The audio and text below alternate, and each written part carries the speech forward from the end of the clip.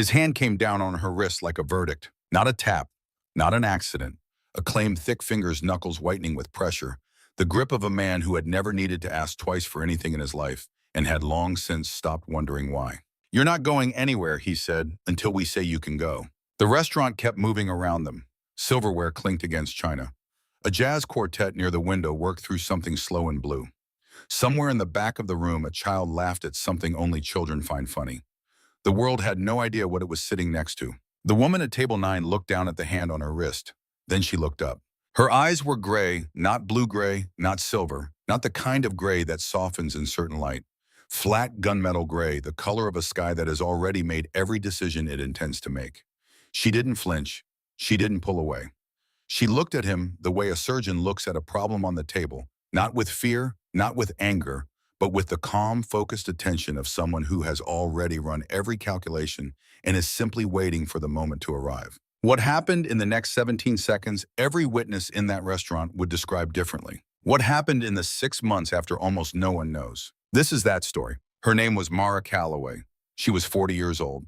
And on the morning of the day everything changed in a restaurant in Portsmouth, New Hampshire, she sat in a government office at Fort Meade, Maryland, and signed her name on a form that ended 14 years of her life. The separation office smelled of burnt coffee and recycled air. A ceiling fan rotated overhead with one blade slightly bent, producing a soft tick-tick-tick on each revolution, like a clock that had long since given up on accuracy but hadn't yet received permission to stop. The desk belonged to Specialist Grover, 23 years old, who had processed 11 separation packets that week, and whose expression suggested he was ready for lunch. He slid the final page toward her without ceremony. Mara signed it. She did not read it again. She had read it 4 times in the previous week and knew precisely what it said and precisely what it declined to say. She pushed it back across the desk and folded her hands in her lap and waited while the specialist fed it into a scanner that jammed twice, recovered, and then produced a sound like something important had snapped quietly inside it. On the wall behind him hung a recruiting poster, an eagle with wings spread printed in the rich primary colors designed to make young people feel that what they were about to do was noble and permanent.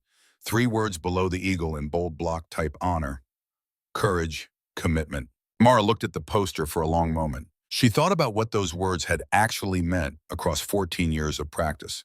Not the poster version, the real version. The version that existed at 3 in the morning in a valley with no radio contact and a decision that no regulation had ever anticipated.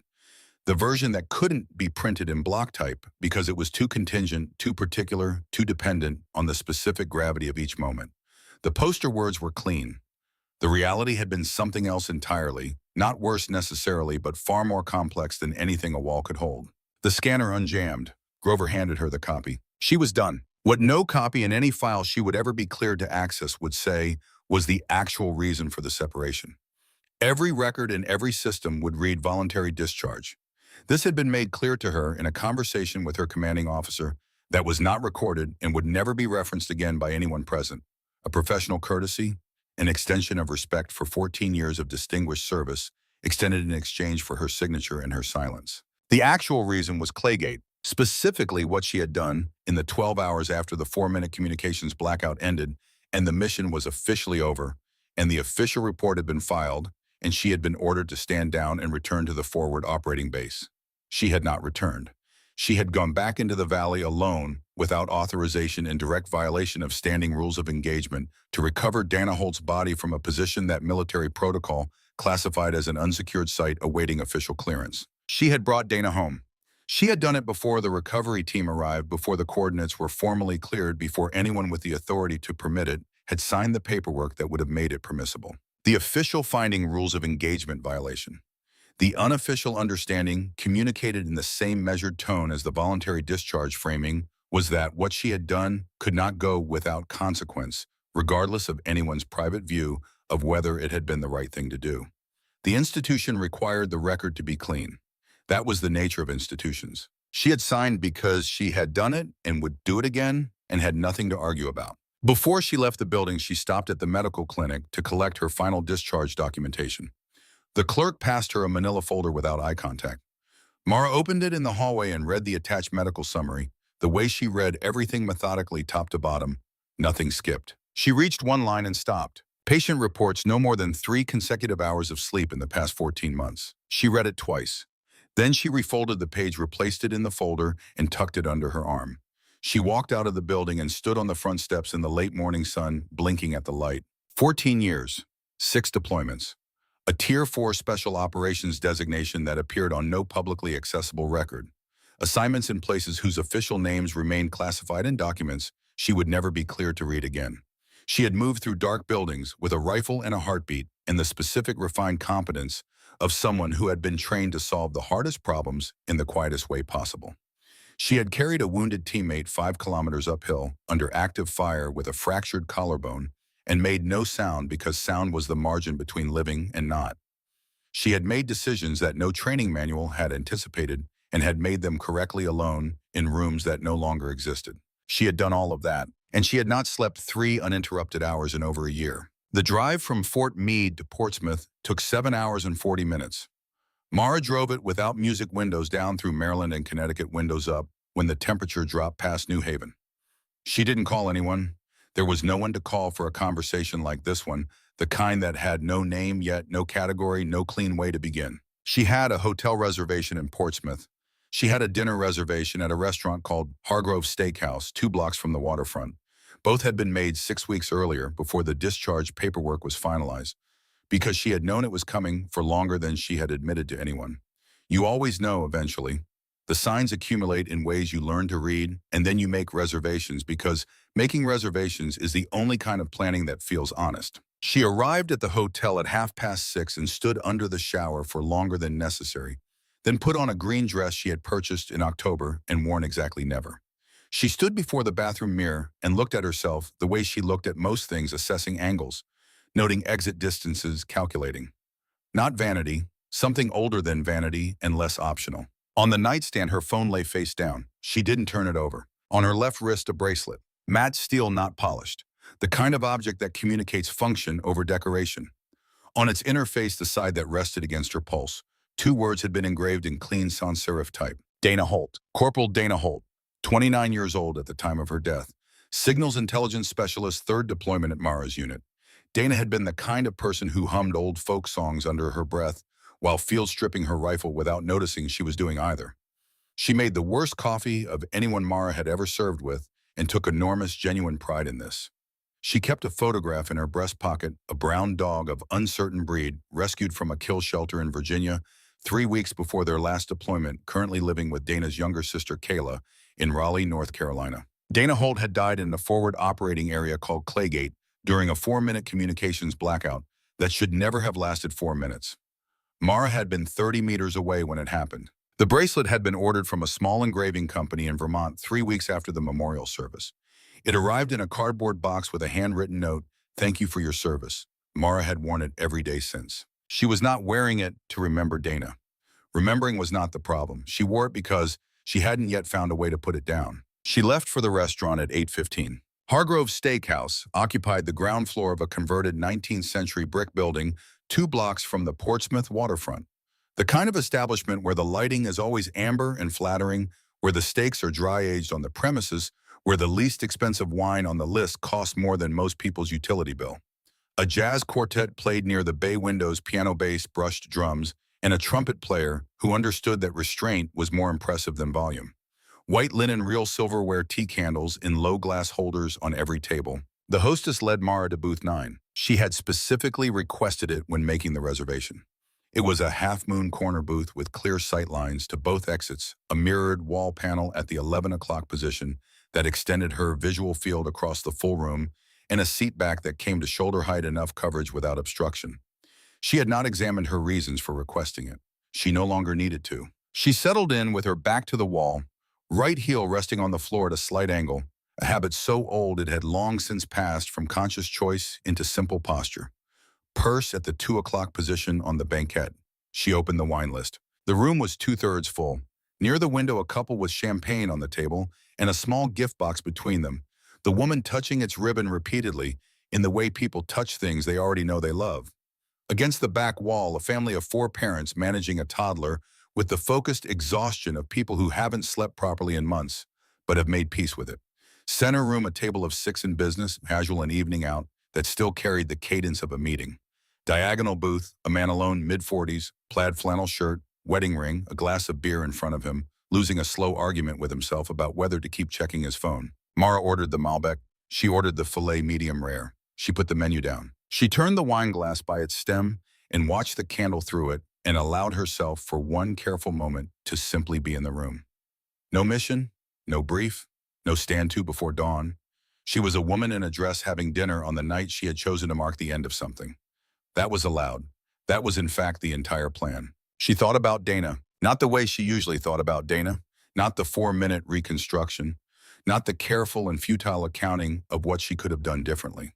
She thought about Dana 6 months before Claygate, at a forward operating base in a country she still couldn't name, in conversation playing gin rummy on an upturned equipment crate, and losing 11 consecutive hands while convincing Mara through the sheer certainty of her manner that this was a run of bad luck, rather than the result of a strategy so subtle it only became visible in retrospect. Donna had been the most quietly capable person Mara had ever worked with.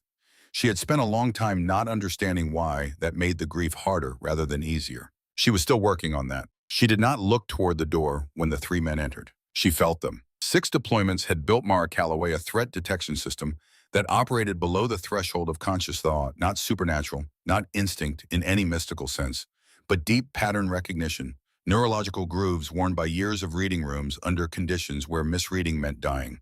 The system processed before the mind named anything. Volume, angle of approach, weight distribution. The subtle shift in a room's social weather when something enters with the wrong intention. She raised the wine glass and used its bowl as a passive mirror. 3 men, 30s early to mid.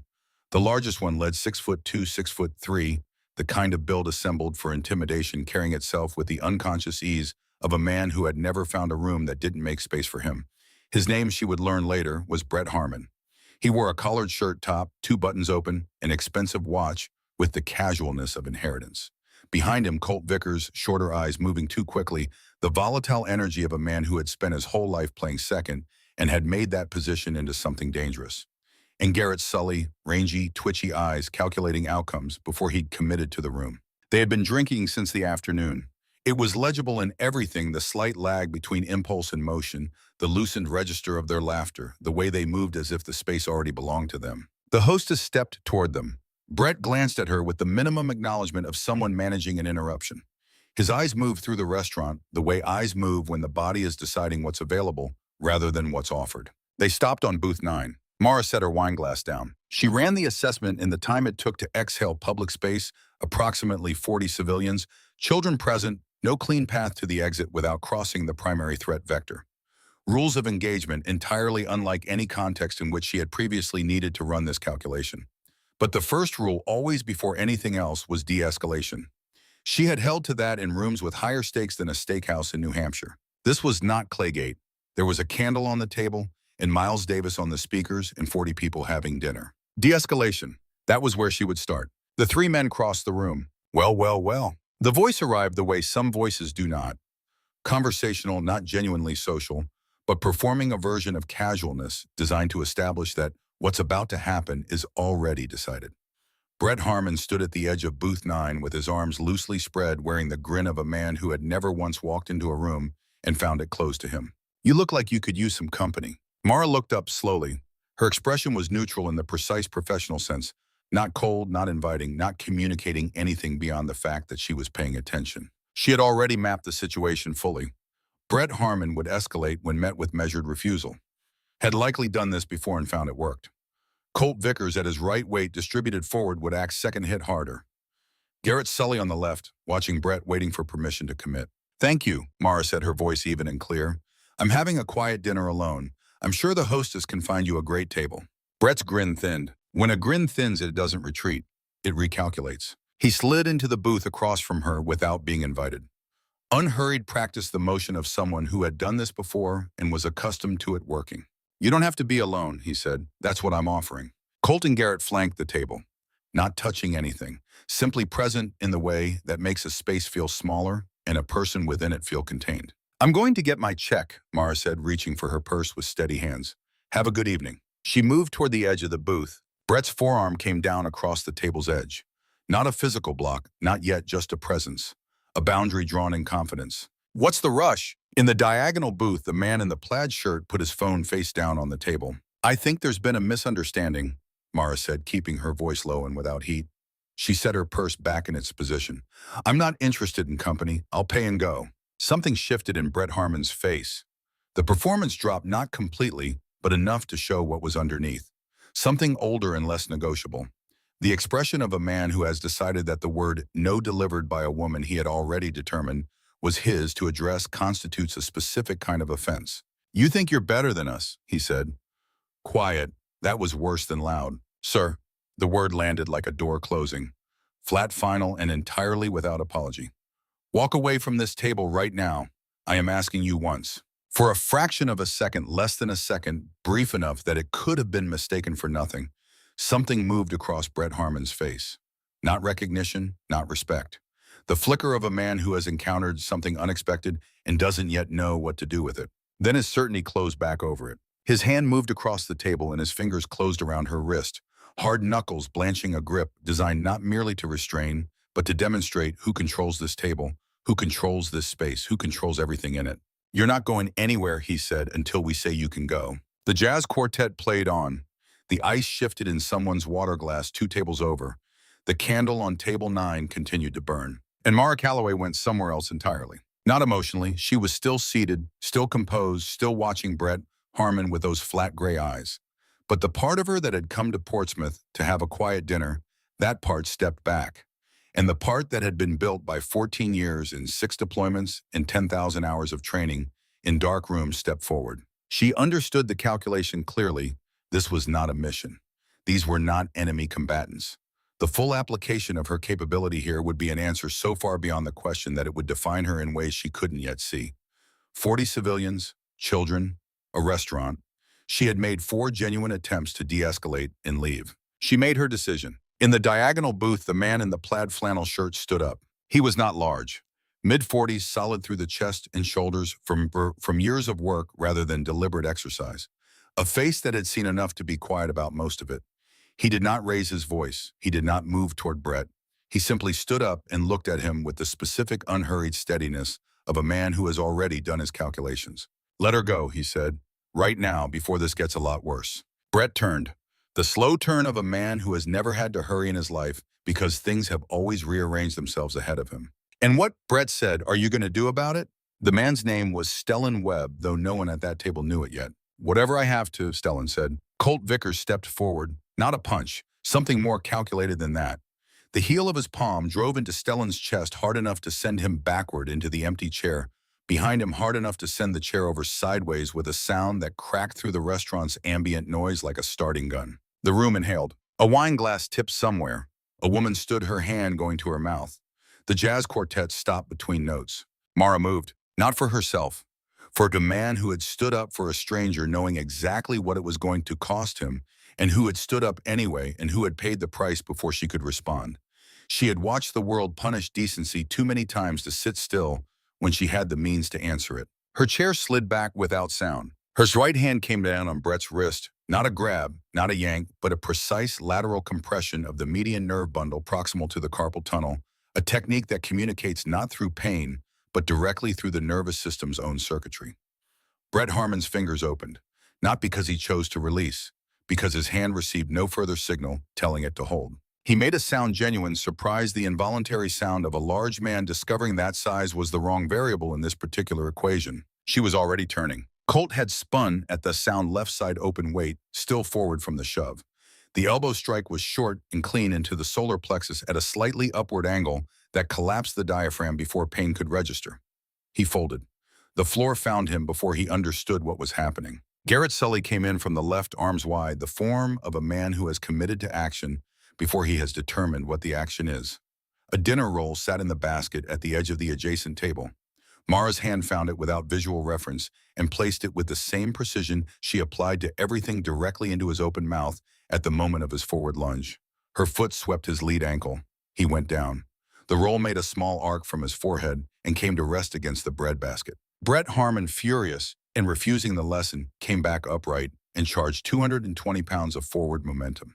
The kind of rush that ends encounters when the person receiving it has no good answer. She pivoted. She caught his arm at the apex of the swing and used the accumulated force of his own charge, redirected, not opposed, into the corner edge of the solid oak table. The sound was final. Brett Harmon sat on the floor against the table leg and did not get up. 17 seconds. 3 men down. No blood. A few developing bruises. One dinner roll that had served its country. And one woman standing in the center of Hargrove Steakhouse, breathing normally, the green dress still pressed, the bracelet still on her wrist, the wine glass on the table behind her still upright. The restaurant had stopped. Not slowed, stopped. Completely. Every fork was suspended midway to a mouth. Every sentence had ended in the middle of a word. The jazz quartet had not played a note in the last 12 seconds, and the silence was so complete that the slow creak of the building shifting in the November cold was audible. 40-some people sat motionless in that strange suspended state between the instinct to record and the instinct to flee, and the older stranger instinct to simply bear witness to something that doesn't have a ready category. In the back booth, a toddler too young to understand anything she had witnessed, old enough to recognize that something remarkable had occurred, began to clap. Mara straightened her sleeve. She picked up her purse. She looked at Stellan Webb, who had pulled himself upright against the wall and was looking at her with an expression she had seen perhaps 5 times in her life, the particular expression of someone who has just recognized something they believed only they carried. She looked around the room. "I apologize for the disruption," she said. Her voice carried, without effort, calm, and even in the silence. These gentlemen appeared to be in some distress. She placed a folded $100 bill on the table beside the wine glass. The front door opened. The man who entered moved differently from civilians. Eyes already working the room before the door had finished swinging, body shifting from civilian neutral to professional attention in the single second it took to process the scene. He was 41 years old, wearing a gray sport coat over a dark shirt, holding a takeout menu from the PDO restaurant next door that he had been meaning to try for 2 months and had finally gotten around to. His name was Carver Reese.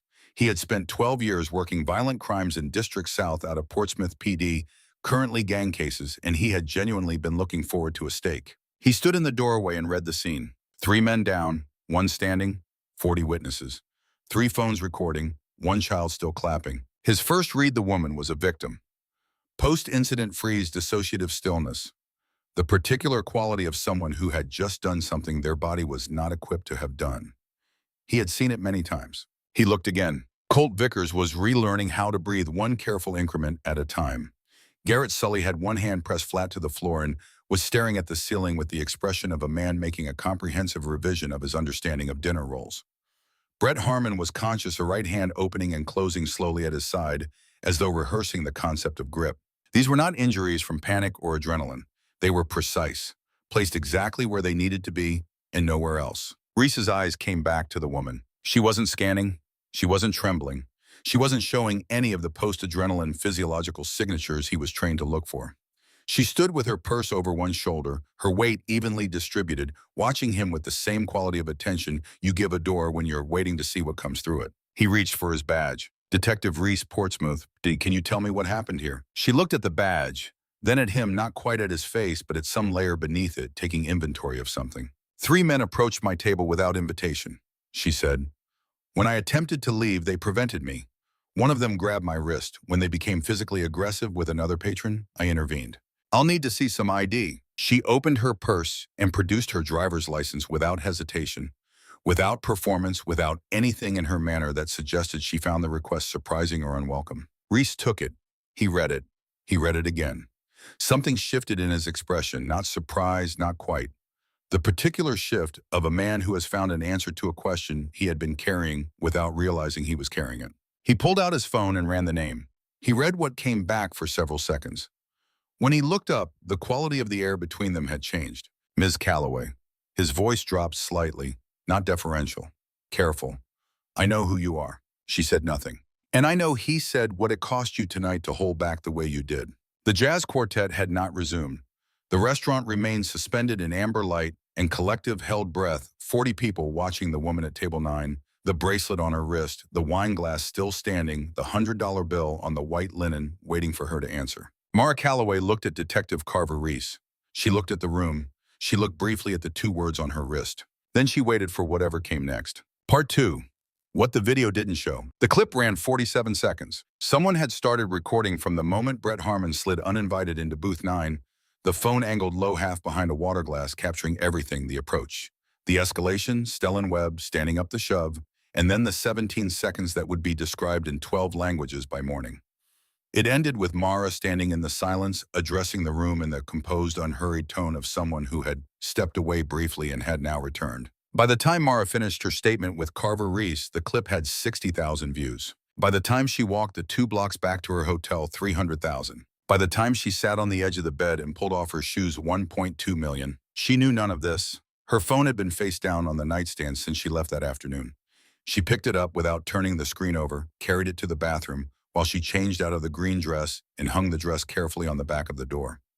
Some habits of care are harder to explain than others. She sat on the edge of the bed. The room was empty in the way hotel rooms are empty. Not quiet, just vacant. The heating unit hummed and clicked. Down the hall, a door opened and closed. The ice machine ran its cycle. None of it added up to peace. She turned over the phone. The screen was dense with notifications she didn't recognize. Calls from unknown numbers, texts from unsaved contacts, a voicemail from a 919 area code she identified immediately as Raleigh, North Carolina. She scrolled without reading, looking for something she couldn't quite name until she found it. Near the bottom, a number she didn't have saved, sent 43 minutes ago. "Is this you on the news, Patricia Holt?" Mara read it. She read it again. Patricia Holt, Dana's mother. The woman who had sent a handwritten card 6 weeks after Claygate, 3 sentences in blue ballpoint, careful penmanship. A woman who understood that letters were worth taking seriously.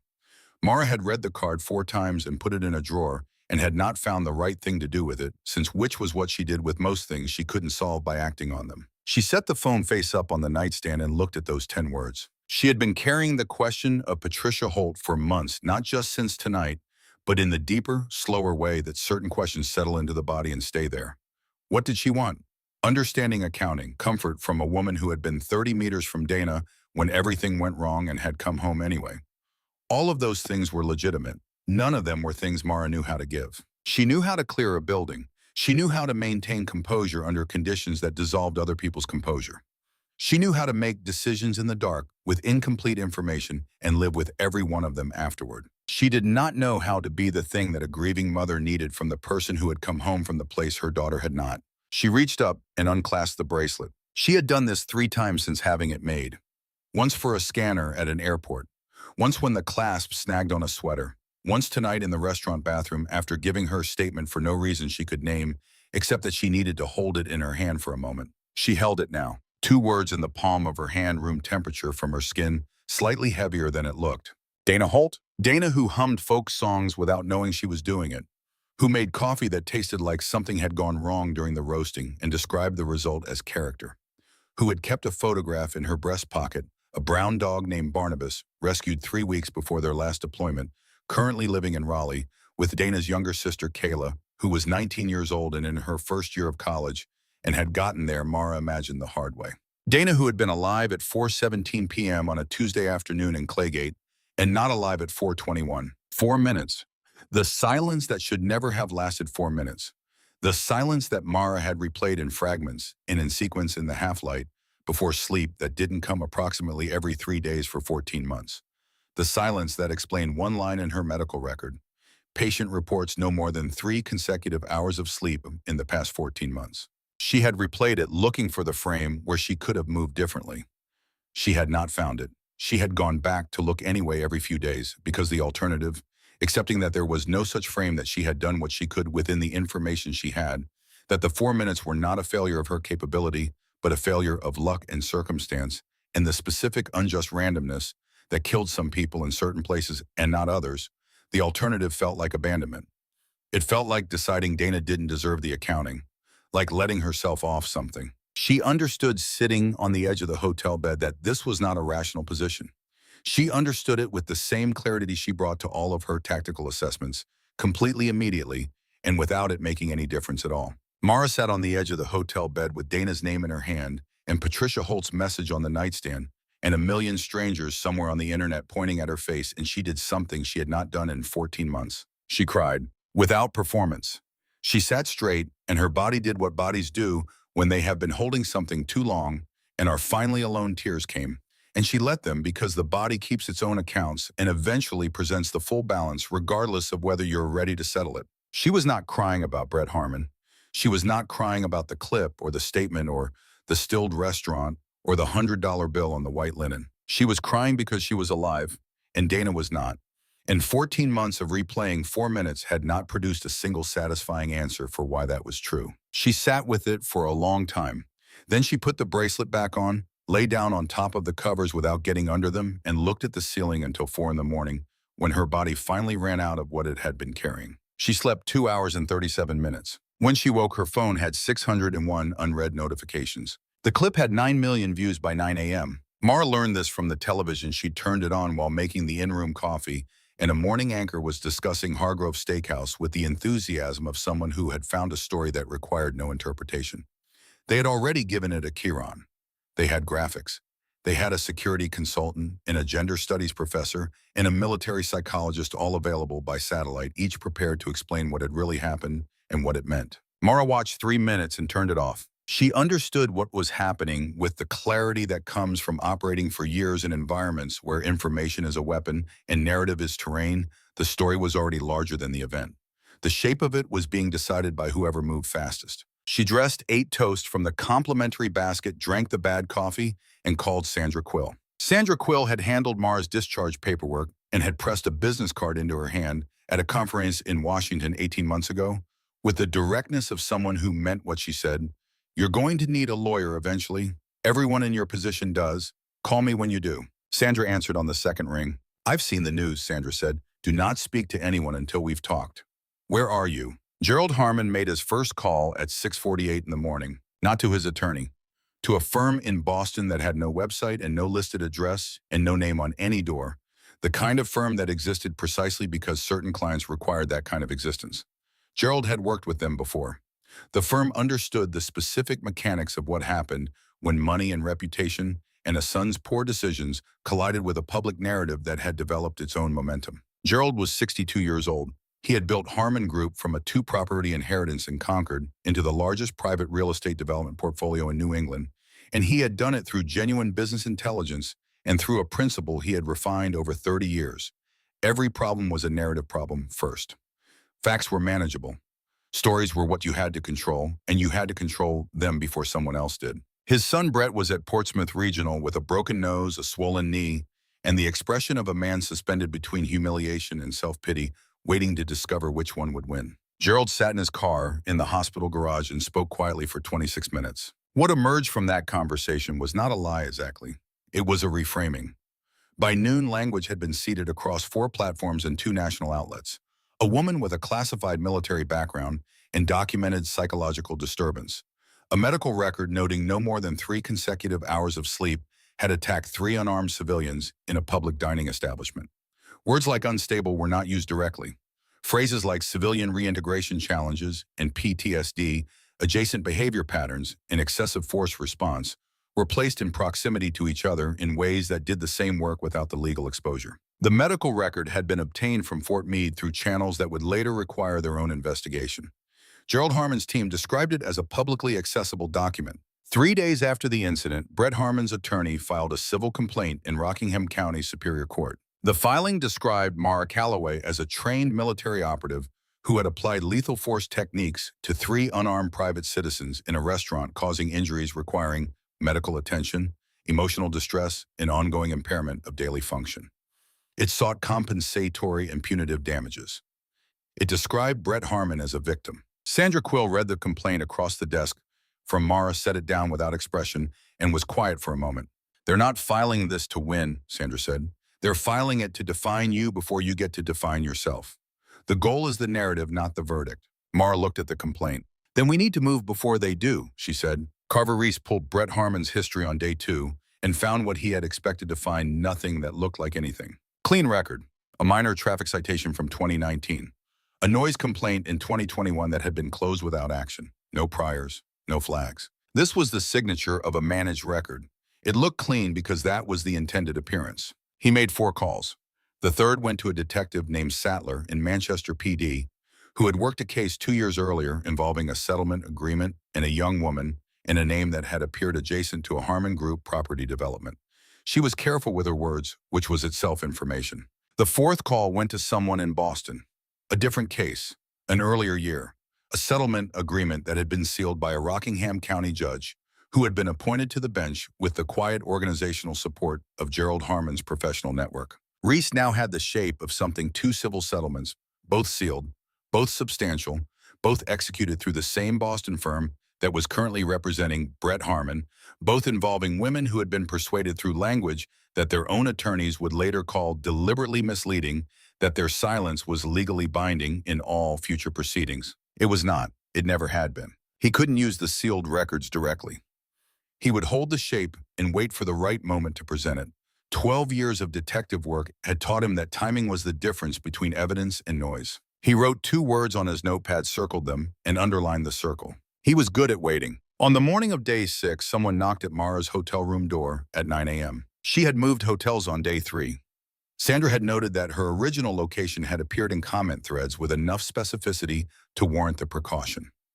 The new room was 2 floors higher with a better view of the parking structure in the entrance, which she noted when checking in and declined to think too carefully about. She looked through the peephole before opening. Stellan Webb stood in the hallway in the same plaid flannel shirt from the restaurant, holding 2 coffees.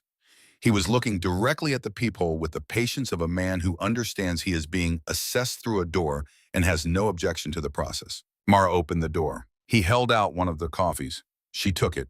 He came in and sat in the chair by the window. She sat on the edge of the bed. They looked at each other in the preliminary taking measure way of 2 people who understand they share a context that not many other people share and are deciding at what pace to acknowledge it. "You let him shove you," Mara said, "in the restaurant. You stood up knowing he would, and you let him do it."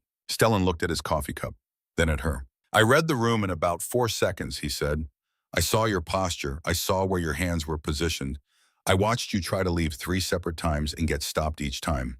And I could see that you were holding back, which meant you were already calculating the legal question even while someone had hold of your wrist." He turned the cup in his hands. "That question needed an answer before anything else could happen. So you gave me one. Someone had to go first," he said simply. "I've absorbed worse." He rolled up his left sleeve. The tattoo was on the inside of the forearm, black ink, not decorative, built for permanence. 2 words, "Ranger up." Beneath them, smaller, nested in the lower curve of the lettering, 75th, 2003. Mara looked at it, then at him. Between people who have been in certain places, there exists a particular quality of silence. Not uncomfortable silence, not the silence of people who have run out of things to say. The silence of shared reference, the shorthand of people who understand the same calculations, have made the same kinds of decisions, in the same kinds of rooms, at the same kinds of hours, and don't need to explain the weight of any of it to each other. It is rare enough that you notice it when you encounter it. It requires nothing. Neither of them tried to fill it. "They shoved you anyway," Mara said after a moment. "They did. Does it hurt?" "My dignity more than my ribs." The corner of his mouth moved. "You held back in that restaurant, more than you needed to, more than anyone would have blamed you for not doing." He looked at her directly. "What you chose not to do required more than what you did." Mara looked out the window at the Portsmouth, November, bare trees, low cloud, the gray light off the harbor. "I wasn't sure I could," she said, "until I did." Stellan nodded slowly, the nod of someone who recognizes precisely what they're being told. "That's almost always how it works," he said. He had a daughter Mara would learn over the following months. 16 years old, competitive swimmer, the kind of athlete her father described with a thoroughgoing understatement that communicated the precise opposite of what it appeared to. He had come back from Iraq with his body largely intact and other things requiring more extensive reconstruction, and had put serious years into that work. He was further along now than he had been. He said this was the most honest way to put it. Mara recognized the shape of that. She was doing something similar. At the door, he paused. "I gave a full statement to Detective Reese yesterday morning. Everything I saw from the moment they walked in, including what I did and why I did it." A beat. Sandra Quill seems like the kind of lawyer who knows what to do with a witness who is simply telling the truth. He left. Mara sat with the cooling coffee and looked at Patricia Holt's message on the nightstand. She had not answered it in 6 days. She picked up the phone. She typed 3 words and deleted them. Typed different words, deleted those. She typed, "I'm in Portsmouth through the end of next week. I would like to talk if you're willing." She held the phone for a moment. She sent it. Patricia Holt arrived on a Tuesday morning, 11 days after the restaurant. She had taken the train from Raleigh to Boston and the bus from Boston to Portsmouth, and she came through the lobby of Sandra Quill's office building, pulling a small roller bag in a wool coat the color of a winter sky. She was 58 years old, recently retired from 30 years of teaching, 4th grade, at an elementary school in North Raleigh, and she carried herself with the calm authority of a woman who has spent 3 decades in rooms full of children and learned that authority lives in consistency rather than volume. She was nothing like what Mara had been building in her mind for 11 days. Mara was standing in the lobby. Patricia came through the revolving door and stopped when she saw her, not with drama, just with the full stop of recognition, and then crossed the lobby directly. She looked at the bracelet first. She reached out and touched it lightly with 2 fingers.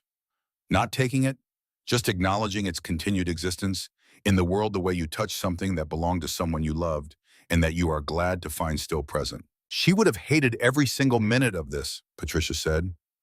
Her voice was steady, the steadiness of a woman who had already done her falling apart in private and had arrived here with solid ground under her feet. The lawyers, the cameras, the whole circus of it. She paused.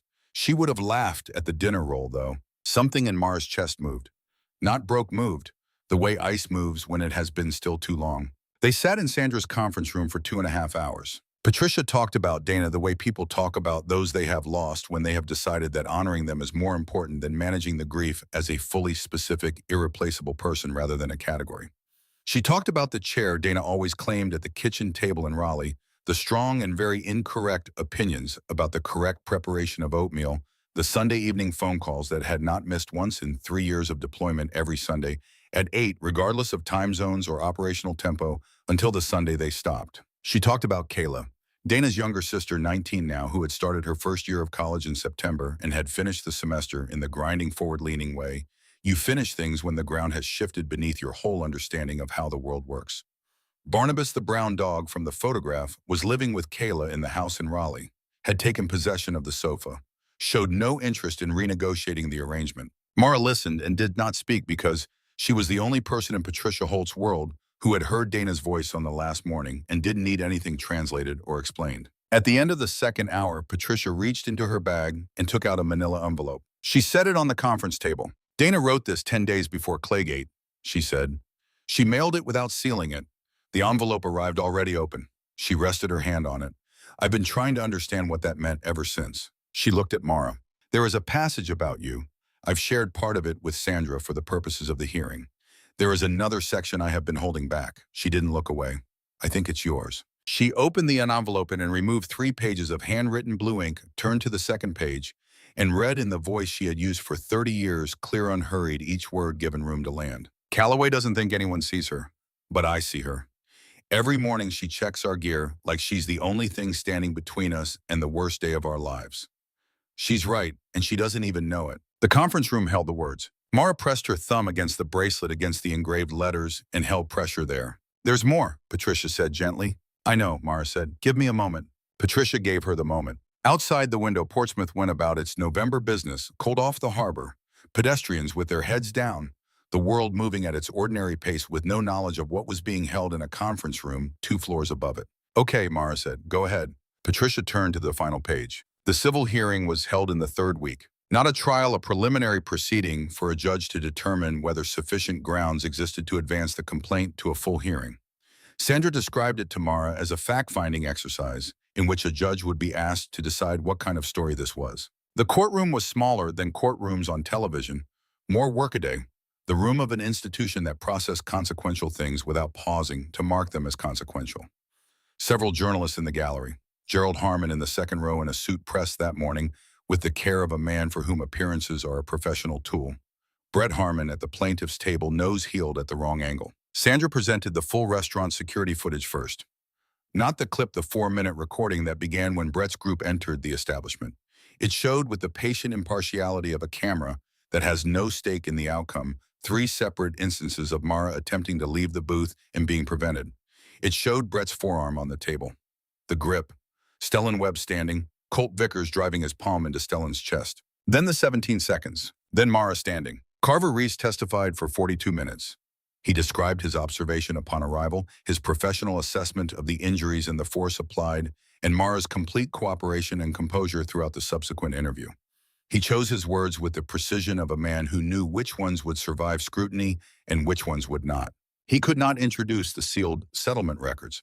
He did not try. At the close of his testimony, without prompting, he said, "In 12 years of law enforcement, I have rarely observed someone with that level of training apply that little of it. The restraint was as significant as the response. Opposing counsel objected to the characterization. The judge noted the objection and moved on. Sandra rose for her final submission. She read from Dana Holt's letter the passage Patricia Holt had authorized for use in the proceeding. Not a character reference in the conventional sense. Context: a portrait of the woman being characterized in the plaintiff's filing as psychologically unstable and dangerous, written by someone who had worked alongside her in genuinely dangerous conditions and had observed something different. Calloway doesn't think anyone sees her, but I see her. Every morning she checks our gear like she's the only thing standing between us and the worst day of our lives. She's right, and she doesn't even know it. Gerald Harmon had been looking at his phone. His attorney placed a hand on Gerald's arm. He put the phone in his jacket pocket. The judge looked at Mara for an extended moment, not with sympathy, not with admiration, but with the recalibrating attention of someone reassessing something they had believed they already understood. He called a 30-minute recess. When he returned, he dismissed the civil complaint. He did so in the functional, exact language of court records designed to be cited in future proceedings. The defendant had not exceeded the bounds of proportionate response to an initiated physical threat against herself and a third party. Dismissed without prejudice. Without prejudice meant Brett Harmon could attempt again. He would not attempt again. In the corridor outside the courtroom, Gerald Harmon walked past Mara without acknowledgement. At the far end of the corridor, he stopped.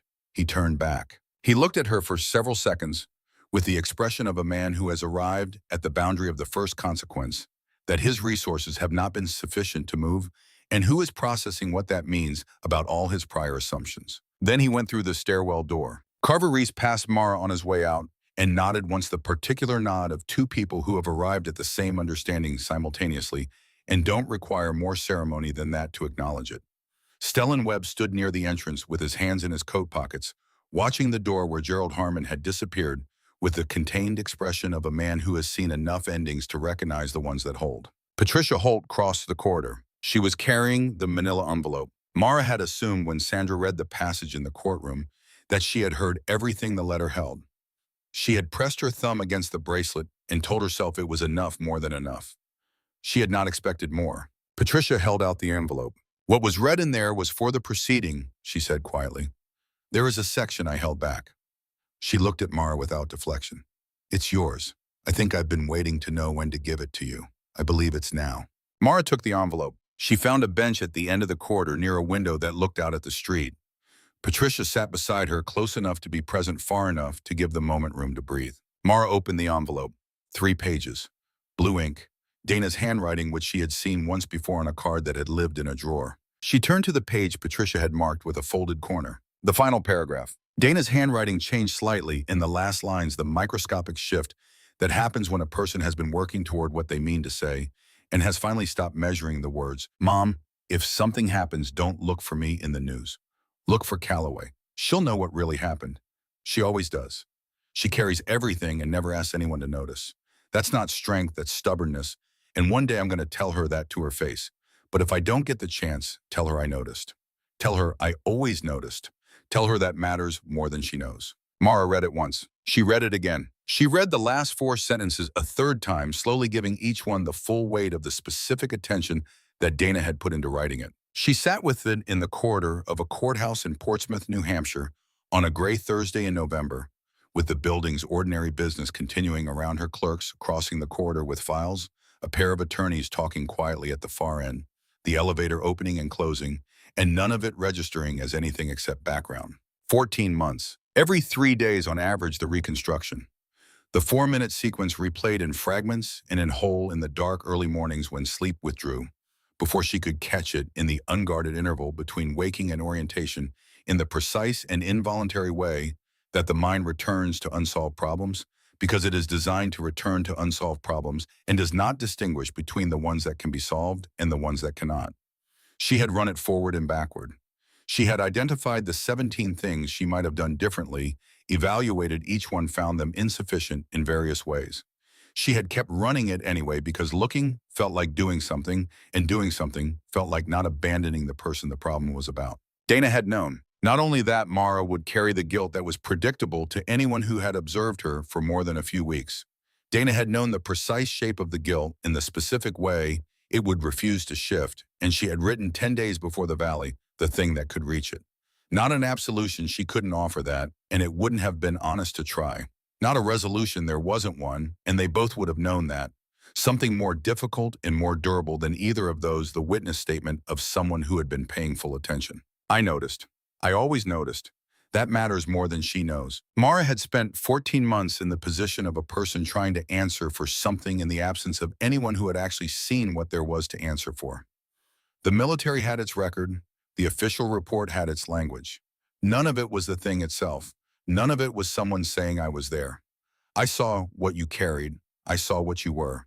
Here is what it looked like from where I stood. Dana had been that someone. Dana had known she might be needed in that role and had written it down before she could be asked. The open envelope. She mailed it without sealing it. Patricia had said that twice now with the patient repetition of someone offering a detail they believe is important. An open envelope was not an accident. An open envelope from Dana Holt, who had been methodical about everything, was a message about the letter's intended destination. It had been written for Patricia. It had been left open for Mara. Mara folded the letter along its original creases. She held it for a long moment. Then she extended it toward Patricia. Patricia shook her head. She wrote it for you, Patricia said. I just didn't know where to send it. Mara looked at the letter in her hands. She placed it carefully in her purse beside the small clasp repair kit she had carried for 14 months ago and never once needed because she had never once let the bracelet come off for long enough to lose it. She looked at her wrist. She pressed her thumb against the two engraved words. Not with grief, not with the particular backward-facing weight of grief. With something in the same territory as grief but oriented differently. Not toward the loss. Toward what carrying this name had been all along, even in the months when she believed it was only weight. It had been direction. Thank you, Mara said. Patricia Holt stood and drew on her blue coat with the unhurried deliberateness of someone who has just given away the most important thing she was carrying and knows it has arrived where it belongs. Come down to Raleigh sometime, she said. Barnabas has opinions about everyone. He'll ignore you for 15 minutes, and then he'll follow you from room to room and pretend that's always been the arrangement. I would like that, Mara said. She meant it completely. Part 3. What she left behind. The phone call came on a Thursday morning. Sandra Quill took it at her desk at 7:50 before her assistant arrived in the early morning quiet of an office not yet become itself. The woman on the line spoke carefully, the cadence of someone who has been rehearsing this call for a long time and has finally decided that continuing not to make it is more difficult than making it. Her name was Claire Ashworth, 31 years old, landscape architect, Concord, New Hampshire. She had spent the past 3 years building a life organized around something other than what had happened to her in a hotel bar in Manchester in the spring of 2021. She had seen the clip. She had recognized Brett Harmon's face in 47 seconds of restaurant footage and had sat at her kitchen table with the laptop open and not moved for some time. Then she had called her sister. Then called her sister again. On the fourth morning after the civil dismissal, she had found Sandra Quill's office on the firm's website and dialed before she could find reasons not to. She told Sandra what she needed to tell her. Sandra listened completely. When Claire finished, Sandra asked 2 questions. Both were precise. Both were the kind of questions that, when answered as Claire answered them, told an attorney exactly what the situation was and what it was capable of becoming. What you're considering takes more courage than most people are asked to find, Sandra said. I want you to know that you are not alone in this. Silence on the line. Not the silence of uncertainty. The silence of someone who has been holding something heavy for a long time and has just been told there is somewhere to put it. I signed papers, Claire said. You signed a civil settlement agreement with Harmon Group's legal representatives, Sandra said. Those papers govern the civil matter you settled. They do not and legally cannot prevent you from participating in a criminal proceeding. That is not how the law functions, regardless of what language appeared in that agreement or how that language was presented to you. Another silence. He told me they did, Claire said. I know he did, Sandra said. He was wrong. Sandra called Mara 20 minutes later. Mara was at the small desk by the window of the hotel room, a cup of coffee she had forgotten going cold beside a legal pad. She listened without speaking. When Sandra finished, Mara set the phone down and looked at the Portsmouth street below gray sky bare trees, the November light doing what November light does. She thought about Gerald Harmon disappearing through the stairwell door and how she had understood that moment as an ending. She understood now that it had been a hinge. Carver Reese received the news of Claire Ashworth on a Friday afternoon and took 40 minutes at his desk before acting on it. The sealed settlement records had been in a folder in his desk drawer for 3 weeks.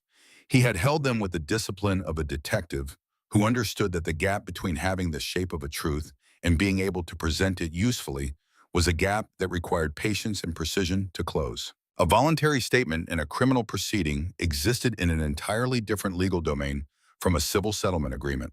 Claire Ashworth's decision to come forward was not a violation of anything she had signed. The agreement Gerald Harmon's firm had presented to her had never possessed the legal authority to bind her to silence in any criminal matter, regardless of how the relevant clauses had been drafted or described. The language had been the point. The language had been designed to make her believe she had fewer rights than she had. Reese had a second name in a folder. A woman in Boston, an earlier case. The same outline, the same firm, the same sealed agreement. He had waited to contact her because he had nothing concrete to offer in exchange for what he would be asking her to carry. Now he did. He reached her that evening. The conversation ran 45 minutes. He did not hurry any part of it. When it was over, he placed a call to the district attorney's office. He spoke for 14 minutes. He hung up and sat with his hand on the phone for a moment, then picked up his cold coffee and drank it. The arrest happened on a Tuesday morning, 41 days after the restaurant. Brett Harmon was at his apartment on the third floor of a Harmon Group property in Concord, a building he had lived in without paying rent since the age of 24, an arrangement so long established that he had long since stopped being able to see it as an arrangement. The arresting officers were courteous and procedure correct. They had done this before and would do it again. 2 counts of sexual assault in the first degree, both arising from incidents that had previously been resolved through civil settlement agreements executed by Gerald Harmon's Boston law firm. Both agreements had been unsealed by court order in connection with the active criminal investigation. Both women had come forward voluntarily. Both of them. One from Concord, one from Boston, each speaking her own name, each carrying something she had held too long and had finally found a place to put down. Brett Harmon's attorney issued a statement within 90 minutes of the arrest. Gerald Harmon issued no statement at all. For a man who had spent 34 years managing every narrative that came within range of the Harmon name, silence was the only language remaining. The crisis communications firm in Boston issued a notice of contract termination that afternoon. Professional language, no reasoning provided. An institution stepping back from a client before the final accounting arrived. The photographs of the arrest circulated through the internet by mid-afternoon. A man in a gray jacket being walked to a car outside an apartment building, neither dramatic nor dignified, the visual grammar of ordinary consequence.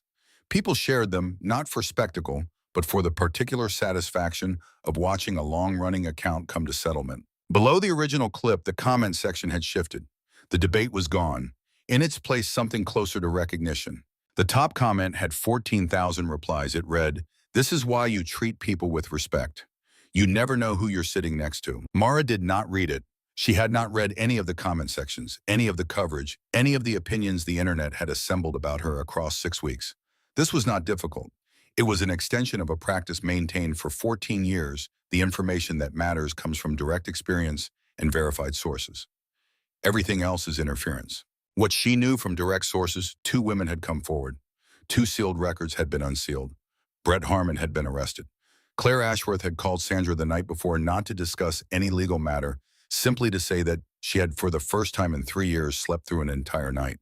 That was what mattered. Garrett Sully entered a cooperation agreement with the district attorney's office 11 days after Brett's arrest.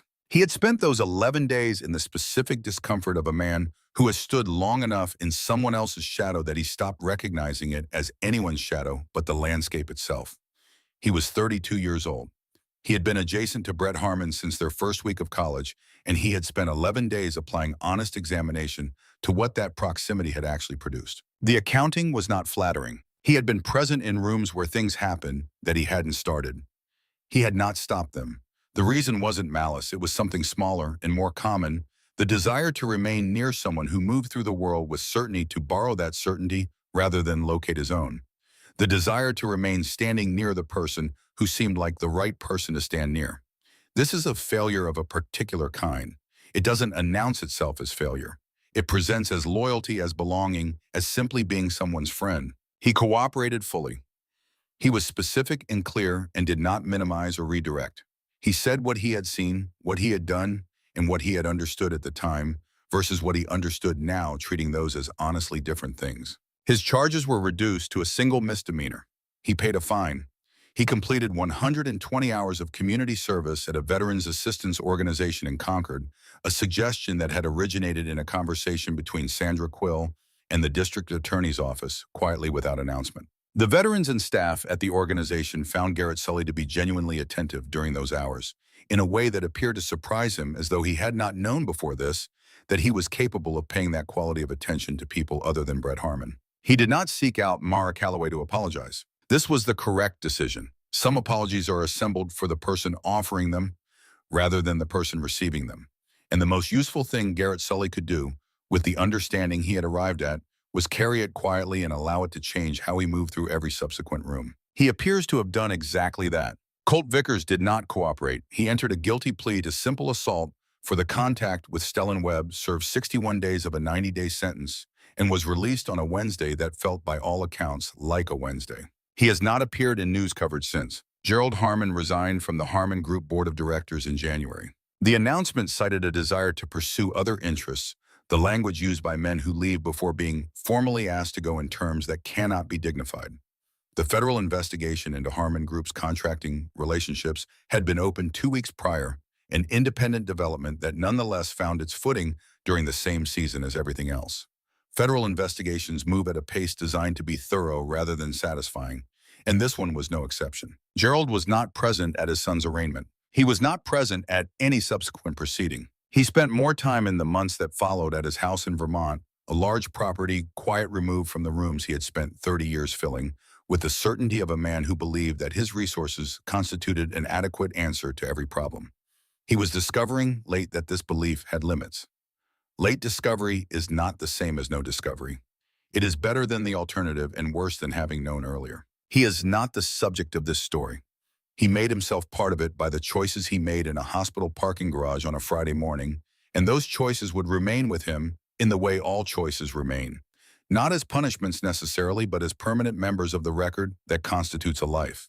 He had spent 30 years believing he was the kind of man who could outrun consequences, and he had been right for most of those 30 years, which had made the late education in being wrong all the more comprehensive. The mechanism had been simple in retrospect. Not a great crime, but a great habit. The habit of buying silence instead of changing behavior. Of treating the damage his son did as a narrative problem rather than an accounting that would eventually be presented. He had solved every instance and ignored the pattern, and the pattern had found its own resolution. Two women had decided on their own, and without coordination, that the cost of continued silence had finally exceeded the cost of speaking. That was the whole of it. Not a conspiracy, not a campaign. Two people separately reaching the same threshold at the same time, enabled by a lawyer who understood which agreements could actually bind and which only appeared to. The apartment in Vermont was large and quiet. He had bought it in 2014 as a weekend property and had rarely used it. He was using it now. In March, on the first morning that carried actual warmth, not the promise of spring, but the first delivery of it, the first morning you could stand outside with your face in the light and feel the season turning under your feet, Mara Calloway unlocked the front door of a converted warehouse space in the Mill Yard district of Manchester, New Hampshire for the first time. The building had a history as a textile storage facility, then as several other things, most recently as a vacancy that a property management company had been failing to lease for nearly 2 years. High ceilings, floors wide enough to do serious work on. Industrial windows set into the original brick that pulled the morning light in at an angle, making the space feel larger than its measurements suggested. Mara had walked through it twice in November and signed the lease in December without telling anyone but Sandra Quill, who had processed the paperwork without asking questions she didn't need answered. The sign on the door read Sentinel Rising. Below it, in smaller type, self-defense and personal safety training for women. Community-based, sliding scale and scholarship enrollment available. Below that, smaller still. In memory of Corporal Dana Holt. Mara stood in the doorway and looked at the sign. She had designed it in December, revised it 3 times, and approved the final version in January. She had read those words many times in the process of getting them right. They had a different weight as a physical object on a physical door on the first morning the door was open. She had not built this as a monument. She had built it as a function. The distinction mattered to her in a way she had thought about more carefully over the winter months than she could have predicted. A monument was for the past. What she had built needed to be for the people walking through the door this morning, whose names she didn't yet know, whose reasons for coming were their own and not required to be shared. Dana's name on the door was not a dedication in the ceremonial sense. It was a statement about what this place understood, that capability was something you built by degrees in spaces that took you seriously, and that the people who had carried more than their share deserved to be seen. Dana would have understood that distinction immediately.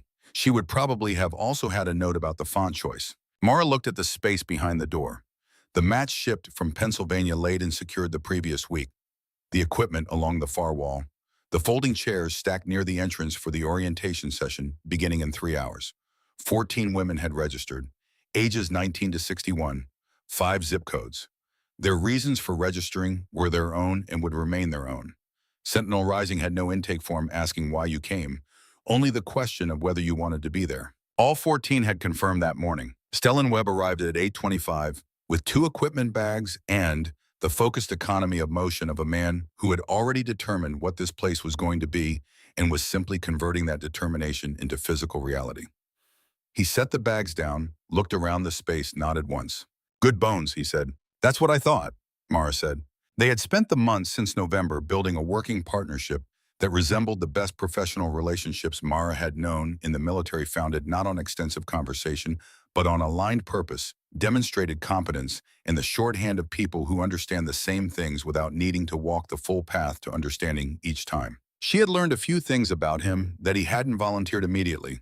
He had a daughter, 16, a competitive swimmer, the kind of kid her father described with an understatement so comprehensive, it communicated the precise opposite of what it appeared to communicate. He had come back from Iraq with his body largely intact, and other things less so, and had spent some years rebuilding the latter. He was further along now than he had been. He said this was the honest way to put it, and it was. Mara recognized the shape of that. At 9:14, a car pulled up on the street outside. A young woman got out, stood on the sidewalk, and looked at the sign for a moment, then at the open door, then at Mara standing in it. "Is this the right place?" she said. "Depends," Mara said. 9 o'clock orientation. "Yes." "Then yes," Mara said. "Come in." The girl came in. The orientation ran 3 hours. 14 women in a circle of folding chairs to begin, then movement, then the foundation, stance, breath, the systematic introduction of the fact that the body contains resources it has not been taught to access. Not aggression, awareness, the understanding that there is a significant distance between those two things and that the entire curriculum lived in that distance. Sandra Quill had suggested closing the session by going around the circle with names, each woman saying her own name clearly in a space where she had chosen to be. Mara had considered it unnecessary and done it anyway because Sandra's read of people had not yet been wrong. The women went around the circle. When it came to the last one, the young woman who had arrived at 9:14, she said her name with the quiet steadiness of someone who has been practicing steadiness for a long time. "Kayla Holt." Mara heard it and held completely still. Nothing moved that anyone in the room would have noticed. The stillness was entirely internal. The stillness that happens when something arrives that you are not positioned to receive, not because it is unwelcome, but because it is large and requires a moment to make room for itself. Kayla Holt, Dana's younger sister, 19 years old. Mara looked at her and saw it immediately, Dana's eyes in a younger face. The same quality of being fully present without performing it. The same genetic inheritance of stillness. The session ended. The women left in small clusters, talking with the natural ease of people who have just done something slightly uncomfortable and slightly important together and found they came through it. Kayla stayed without being asked, began stacking folding chairs alongside Stellan without discussion, and helped him carry them to the wall. He accepted this without comment. It was that kind of help. She was at the door when she turned. "My mom told me about this place," she said. "She said you were the one who started it." A pause. "She didn't give me your full name." Mara waited. "My sister's letters talked about somebody called Calloway," Kayla said. Her voice held the steadiness of her mother, not because the steadiness was easy, but because she had decided it would be there. "She talked about you the way you talk about someone you trust completely. Like you were the most capable person she'd ever worked with." Mara set down her coffee cup. She thought about what to say and moved through several possibilities and found none of them adequate, which was the honest result. There was nothing sufficient to say. There was never going to be anything sufficient to say. Some things live at a scale that language can approach but not fully occupy. You can get close to them, you can circle them with words, but the words always fall a little short of the actual thing, and the honest response was to acknowledge that rather than pretend otherwise. She also thought about Dana's letter in her purse, about the open envelope, about one day I'm going to tell her that to her face, about what it meant that Dana had written that sentence to her mother and not to Mara directly, had trusted that the sentence would find its way by whatever path it needed to take to the person it was written for. Had trusted even 10 days before Claygate that the path existed, that there would be a corridor or a conference room or a moment. There had been a corridor. Your sister was the most capable person I ever worked with, Mara said. I have worked with a lot of people. Kayla was quiet for a moment.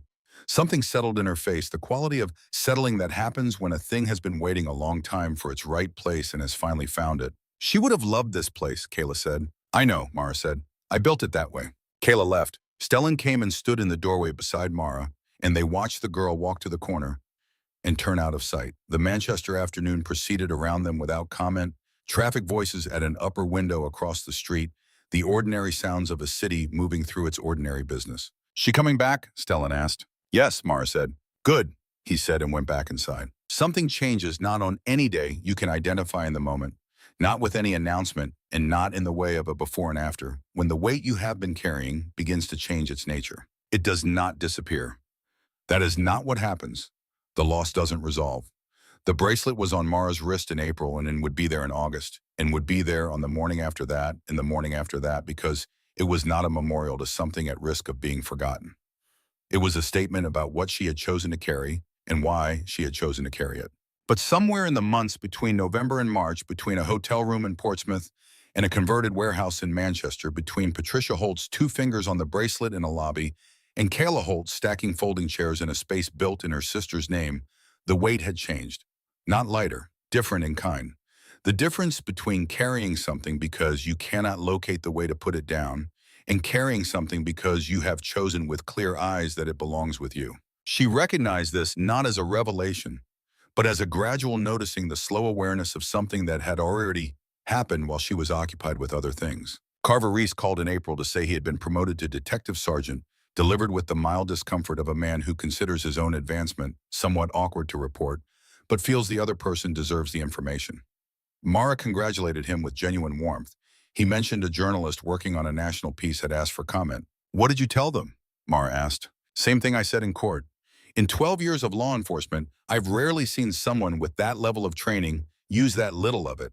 The restraint was as significant as the response. You said that at the hearing, Mara said. Seemed worth saying again, he said. She sat with the phone after the call and thought about that word. Restraint. For most of her adult life, she had understood restraint as something imposed from outside a rule, a regulation, a check on capability and force, because the alternative was always present and usually easier. Restraint as the thing that held back the thing that could be done. She understood it differently now. Restraint was not the absence of capability. It was the presence of choice.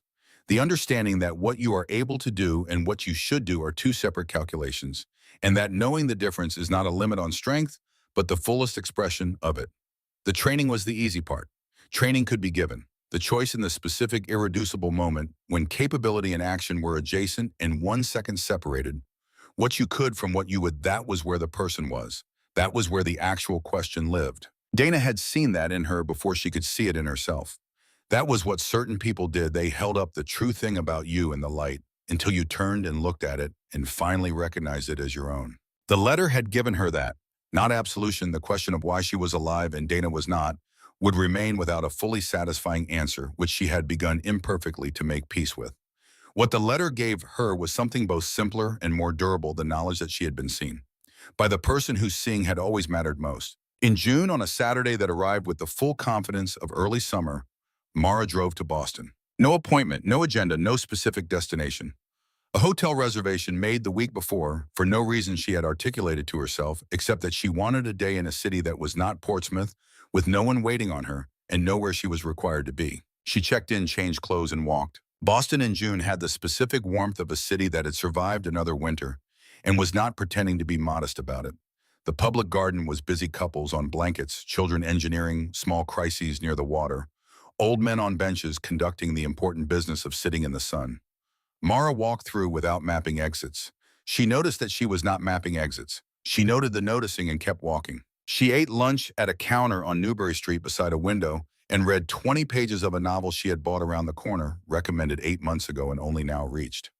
She stopped reading and watched the people on the sidewalk and felt something in the range of ordinary contentment. She had not felt ordinary contentment in a long time. She treated it with care. She called Patricia Holt from a bench in the public garden at 2 in the afternoon. They talked for 40 minutes about Barnabas, who had fully annexed the sofa and maintained his position against all reasonable challenges, About Kayla, who had been coming to Sentinel Rising every Tuesday for 2 months and had recently begun helping newer students with the foundational work, not asked to simply doing it in the way that certain people move toward what needs doing without requiring the request. Patricia said this was entirely predictable to anyone who had known Dana. Mara agreed. They made no specific plans and said goodbye with the ease of people who understand that the next conversation will arrive when it arrives. At 7 in the evening, Mara walked into a restaurant on Commonwealth Avenue she had found by stopping when it looked right rather than researching it in advance. The host offered her a corner booth. She paused. "Could I have a tables by the window?" she said. She sat at a table by the window. Her back was not entirely to the wall. Her left heel rested flat on the floor. She put her purse on the chair beside her and opened the menu and read all of it. The preparations, the sourcing notes, the small paragraph at the bottom of the back page about the pastry chef's grandmother's apple tart, which had been in the family for 3 generations and had outlasted several restaurants in the process. She ordered the salmon. She ordered a glass of white wine.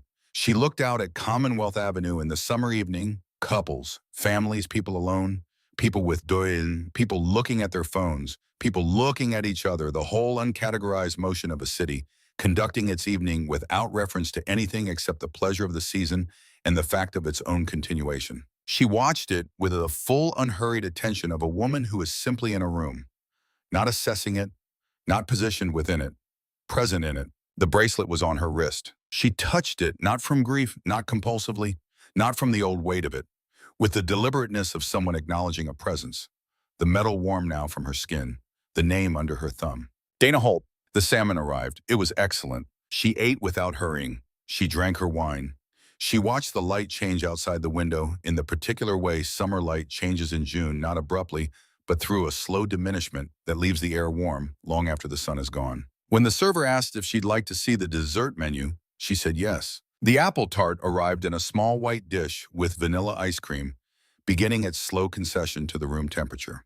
She looked at it. She took a bite. It was remarkable. 3 generations of attention had produced something that tasted like it had been made exactly the way it should be made and no other way. Mara Calloway sat at a table by the window in a restaurant in Boston on an evening in June with the summer crowd moving past the glass and a dead friend's name on her wrist and a fork in her hand, and she was not somewhere else. She was not in a hotel room looking at a message she hadn't answered. She was not in a courthouse corridor. She was not in a valley in Claygate reconstructing 4 minutes of silence for the 1,040th time. She was here, at this table, on this particular evening. She touched the bracelet once more, not with grief, with something that had required 14 months and 6 deployments in 1 dinner that didn't stay quiet, and 3 pages of blue ink and a March morning in a warehouse, and a 19-year-old woman stacking folding chairs to become what it had become. Something close to peace. Not the peace of resolution. Dana Holt was gone and would remain gone, and there was no version of this story in which that became acceptable. Certain losses don't become acceptable. They become familiar. You learn to live in the same space as them without surrendering every room to them. You learn to stand in the present tense without treating it as a betrayal of everything you carry. She thought about the letter in her purse. She thought about the open envelope, the detail Patricia had mentioned twice. Dana mailing a letter without sealing it. Dana, who was methodical, who checked gear twice and ran diagnostics in sequence and did nothing carelessly. The open envelope was a choice. It meant this is not only for you, someone else needs to find what's inside. She had built Sentinel Rising in the same spirit. Not for Dana, for the people walking through the door in March who had their own weight in their own 4 minutes, in their own version of the question that had no fully satisfying answer. The people who needed to discover what the body was capable of, who needed to stand in a room where someone said, "I take you seriously. I think you can do this. Let me show you." Dana had done that for her every morning at 4 a.m. in a valley that no longer existed, checking gear that had long since been cataloged and stored. She had done it in blue ink on lined paper 10 days before she died. She had been doing it, Mara understood now, the entire time. That was what you carried when you carried a name. That was what direction felt like. She finished the tart. She paid the check. She left a generous tip for a server who had refilled her water glass twice without being asked, which was the small and unremarked kind of competence she had come to notice and value in ways she hadn't always. She walked out into the Boston evening. The sidewalk was warm under her shoes. The streetlights were just beginning that interval between day and dark when the city exists in a quality of light that belongs to itself alone, neither one thing nor the other entirely present. A man walking an enthusiastic dog apologized as it investigated her shoes with great focus. She said it was fine and crouched for a moment to give the dog what it needed from the encounter, which seemed to be exactly that brief acknowledgement, and it trotted away satisfied. She walked back toward the hotel through streets she didn't know. She took turns when they looked interesting. She made no route and required none. She was not lost. She was exactly where she was. Dana Holt never got to come home. Mara Calloway spent 6 months learning how. There is a question this story leaves in its wake, not about what happened in 17 seconds in a restaurant, but about the 6 months after, about the weight that doesn't come off when the uniform does, about what it costs to carry a war home inside you, invisible, in a body that looks entirely intact to everyone who passes you on the street, about what it really means in practice in the body. In the first morning you wake up and realize you aren't running the reconstruction to finally put down something you have held so long that you forgot. Somewhere along the way, there was ever a version of yourself that walked without it. Some questions don't have clean answers, but the right person was finally asking them, at a table by the window, with a fork in her hand, one ordinary evening at a time.